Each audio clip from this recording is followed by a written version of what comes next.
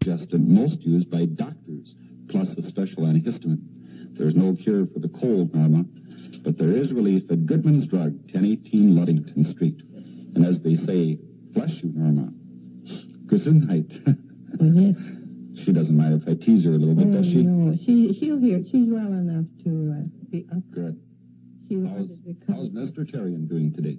Oh, I asked him if he wanted to come, and he says no, and he always thinks, I don't leave the house for too long at a time. He's old, and I asked him if he wanted to come, and he says no, and he always says he likes to keep house once in a while without me there. I suppose he feels like he's really the boss when you're gone. Well, see? I don't know that, but anyway, you don't hear me hollering around. And so that's a couple of days of that, though, he'd be glad to have me home again. I suppose he would. But he won't cook, And, well, good morning to Mr. Terrien. I hope he's enjoying our program, too, today. Oh, I think so. Could we get back to the book? Well, maybe before I do that, I should ask you about your new book now. You said you're trying to write a new book. Yes. And, well, I figured to put in about maybe 100 poems in it. And I have a beautiful story in there. I think it's the nicest thing I ever wrote. And that goes way back to Civil War days, and it's very true. Although I didn't live it, see? But the people that lived it are all dead. And it was told to me by them, and it is very, very nice. What is it called? Well, it would be called after a city, Plots, or the City of Relatives. And I'm sure that the people out, especially around in the country now, will like that. It becomes a pioneer story. And have you decided what to call your new book yet? Well, I maybe have our teacher, the doctor over at the college there. He'll probably name it for me. He named it this one here, Station of the Forest, And oh, you mean Dr. Butts at the college? Yes, I maybe I'll let him because he had taken that story and he had it ready to go in this book that we are using now. But I guess they didn't have room for it just then, so he liked it very well, Mr. Butt did. Well, I'm sure he would. He is the one that picked it from my writings. I was quite surprised that he did it. And then after all, it didn't get in. I was a little bit worked up about it. But I realized, that they would have had it in had there been room. Now, you are going to try to publish this new book, then? Oh, yes. Good. Next week it's going. You sound very definite about that. You really want it published, don't you? Well, not me so much, but I have a lot of friends, and relatives, and you know what I mean, like that, and... Oh, I did want to insert something, too. Now, the book Station in the Forest, I believe, is also being sold at Gust Asp, isn't it? Yes. Yeah. Is there any other place that it's sold? Well, of course, other places like up in Gwynn, I know it is sold up there. And, well, I just don't know. Norma, we have a lot of farmers that listen in as well as city folks. So we do have a message for them on fertilizer. Yes. Okay? Special guest today is Norma Colburn Terrien of Cornell, the author of the book Station in the Forest, and it certainly is a pleasure to have her back with us again. We thought in just a moment we'd have Norma read the poem that she wrote especially for Marge Sakely, so we'll have her do that in a minute. It's called The Vase of Blue. So, Marge, especially I want you to tune in. Now, we're going to have our guest, Norma Colburn Terrien of Cornell, read this verse that she wrote for Marge Sakely. It's called The Vase of Blue. And maybe you could tell them, Norma, why you wrote it. What was the reason you wrote it? It was at Christmas time, and Marge Sakely sent me a vase, a blue handmade vase, very cute, for a little gift. So I wanted to thank her, and I wrote the thanks in verse. And I guess she kind of liked that. Well, let's hear that. I know you had a lot of work. Still, you took time to think of me and send the lovely vase of blue. It is as nice as it can be. It's friends like you I treasure most. Each year to me, they are more dear. And without such friends, I am sure the world would be so very dear. When I am tired and I want to rest, I write these verses, some each day. I write of just the things I love, and as I write, my cares drift away. And as years pass, I see more clear. Each day the world more lovelier grows. I notice more the flowers and birds, the colored sky, dew on the rose. I love all children very much, and Santa Claus, of fairies, goblins, and all the rest. When nighttime comes and I go to rest, I am tired, but it's nice to know that all day long I did my best. My pen makes me so many friends among the children and folks like you, who leave their work and choose for me a very lovely vase of blue. I'm sure she appreciated that. Yes, I think she loves it, and that's called the Vase of Blue, dedicated to Marge Sakely. That is right, and Say, do you ever write poems or verses that protest? You know, we have a lot of people today that are protesting things that the government does, or that, you know, do you ever write poems about that? I don't go into such things. Like, there were some ladies, religious women there, and they recognized my picture. And they said, oh, you must be the lady that writes the poems. And I said, well, yes, I was. And they said, well, now, you're the kind of person we want to talk with, because if you can write a book, you must have some intelligence, maybe more than average, or as much anyway. And she says, would you discuss it with us, with the changes in the churches and so on? Tell us what's your idea. And I said, no, I will not discuss it. And well, she says, you have some idea of things. And I said, I sure have, but that doesn't mean I have to mix it in with what I am writing. Right.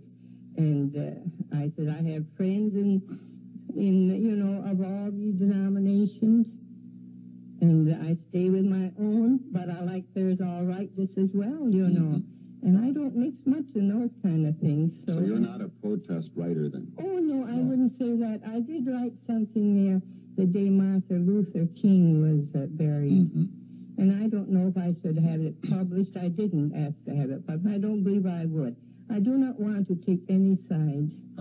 In other words, you would not write a poem, say, to get out of the war in Vietnam or something No, like that. I have my own feelings of those things. But you wouldn't want to put that in verse. No, because there are too many people read my books. You know, when you do have books out like that, they are read by several people. Not several, but many.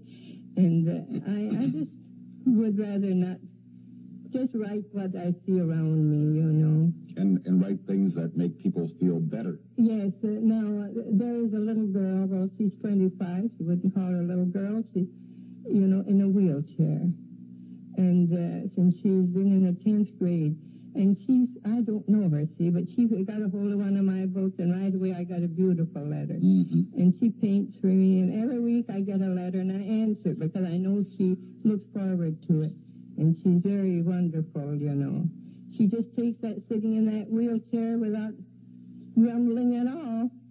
And I think the sad part is, Norma, that people who can walk, like you and I, and who have our health, we complain about petty little things. Isn't that right? And she really writes so cheerful and a lovely person, you know. And I hope she does in time get well, but... Well, it makes us feel a little ashamed. And those are the people I like to write to. Yes, right. Okay, I'll be back. Things. I'll be back in a minute, Norma, okay? First, I'll listen. You're at the forum. While you're at, you have been in Cornell Township since 1885, coming there from Wisconsin, and I thought maybe our listeners would like to know how things used to be back in the good old days. You know, there were no automobiles, were there? No. No. That is a little mistake there. See, I wasn't born to 1890. And I haven't mentioned it. So you're not that old then, okay? No, I haven't mentioned it because I know the publisher would feel bad about it. Oh, no, that's all right. Well, let's see. Then you came to Cornell about 1890. After the... 5, maybe? Well, I don't... Around that time, I would say. In the new century, of course, at that time. Yeah, well, you've still been there a long time. Yes, and, I've been there since I'm maybe 5, 6 years old, and... It's kind of hard to remember, you know. I suppose it would be, but I mean, your recollections of Cornell in those days, some of them are clear. I mean, how did it look then? Oh, yes, those things are all clear. Yeah. Just the dates. Maybe. Oh, I see. Well, I won't ask any dates, but how did it look when you first came, you know? Well, it was, there weren't only there was one road. Of course, we had the road coming out of Escanaba, but at times it was, you know, you couldn't hardly use it as a road. Impassable, right. And we had the Boney Falls Road, which was the old Kingsley Road, we called it. And that was mostly more of an Indian trail. It was in the beginning an Indian trail. And it was curved. Well, it still is plenty curved. But it was just as the Indians made the trails, they finished it into a road. Mm-hmm. But, of course, that made only one road if you would figure from West Canal to Cornell and just go to the right and take that trail up to Bonnie Falls. And that is what we had. I suppose there weren't really too many houses along the way. Well, no, but in time then we did have several houses, and now it's a farming community, and then it was a village. We had no farm, see, we had just a village. We maybe had 30 houses, dwelling houses, Mm-hmm. a little store, and a couple saloons, and the fathers of the children put up the first school in their spare time. That was only one room, Was this a log school then? No, that was the boarding house there. That was their hotel was log. One was frame. My father's mill, of course, was frame, and the home we lived in was a frame house. But my father had along a road, his own private road from the mill, where his people that worked lived. There was a lot of little log houses, and people didn't require a lot like they do now. If we had 4 rooms in one of those log houses, that was a 2-family house. That was kind of a luxury, really. Oh, yes. Anyway, there was only 2 rooms with one family. Well, what did you do? You didn't have any radio or television, or No. what did you do for entertainment We then? didn't have anything like that. Well, what did we do? I don't know. Visit more around. You were happy, though. Well, you see, the houses were all near together. There wasn't any farms. And that way, you had neighbors. Right now, we don't have neighbors too near. Mm-hmm. And we did a lot of visiting and making bees, helping one another, Did you have what we used to call quilting bees, or Oh, yes. We did a lot of things, and... people, it seems, then would be a lot closer in those days than they are now? Well, you had to be. You didn't have any doctors. You didn't have any roads. And I can remember at one time they did have a phone, just a few places, but that went out right away. So we didn't have phones, to be exact, and we just had it that way. And How do you prefer it? Do you think that you like living today better or yesterday better? well, I don't know. And I think back the older neighbors and all, there's a soft feeling there. Mm-hmm. And I have a nice little picture sometime I'll show you of the first women that came into the village.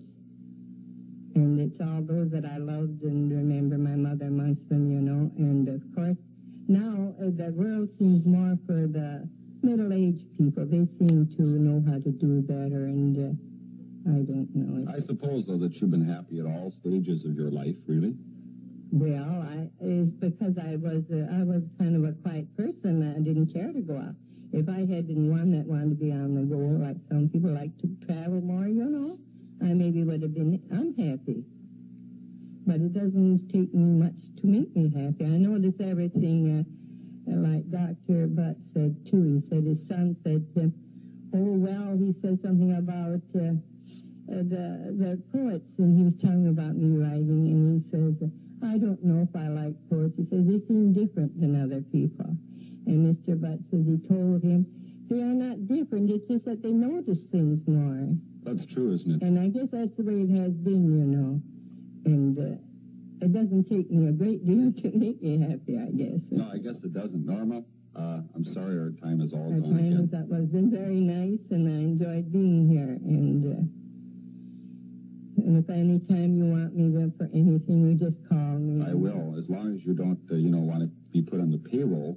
Well, no, I don't think I want to make much money, that's for sure. Well, I think you made a lot of friends, though, for sure. Well, but that means a lot more than a little bit of money. Yes, it does, really, right. Well, Norma, I do thank you. Our special guest today was Norma Colburn Terrien of Cornell. We suggest that you look for her book, Station in the Forest, and her new book, which will be coming out soon. And just one more word there. If any of the lions are listening, they have been lovely to me. They're lovely lions, aren't they? I'm telling you they are. They have did a great deal for me. Well, thank you so much, Norma. Well, that's... And say hello to Mr. Terrien and to your daughter with the cold, okay? Well, she'll be all right. She'll get over it. Thanks again, Norma. Well,